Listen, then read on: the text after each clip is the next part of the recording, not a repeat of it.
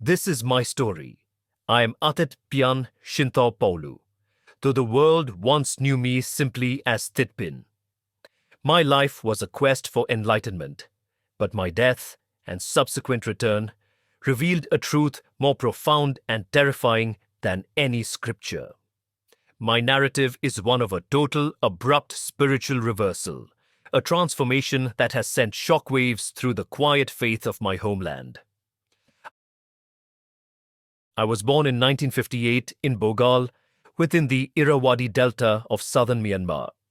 My parents were devout, and my early life was steeped in Buddhist tradition. But necessity, not piety, ruled my early years. At 13, I quit school and traded my books for a fishing boat. By 16, I was the leader of my own vessel, master of the dangerous, shifting waters. My destiny, however, was not to be found on the river. It ended in a single terrifying instant when a monstrous crocodile attacked and sank our boat. That brutal, primal fear shattered my security. The river had betrayed me. I realized the world was nothing but endless suffering and the relentless cycle of samsara. I needed an escape, a spiritual path far from the dangers of the material. I shaved my head and put on the saffron robes. I became a Buddhist monk, dedicating myself to the strictest of requirements, studying under one of the most famous monks in all of Myanmar. My life became a relentless pursuit of enlightenment through self-denial, merit, and effort, believing that this discipline would finally lead me past selfish desires. My life was quiet, disciplined, and utterly focused.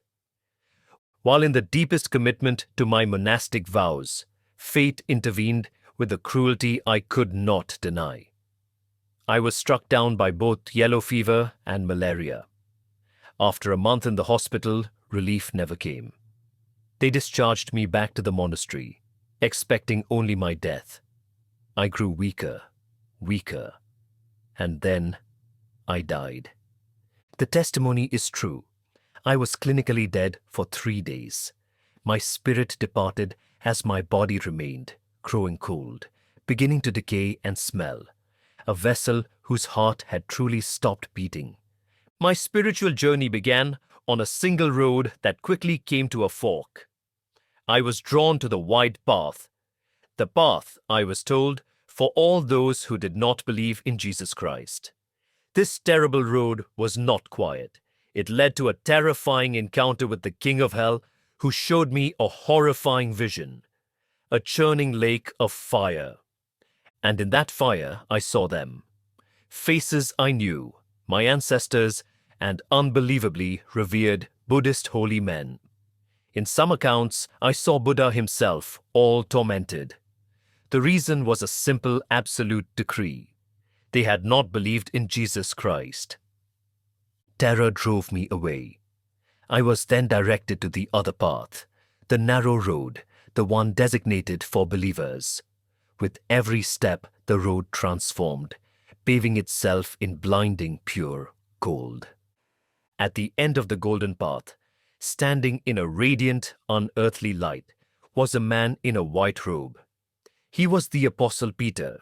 He showed me the glories of heaven, a place of unspeakable peace and beauty.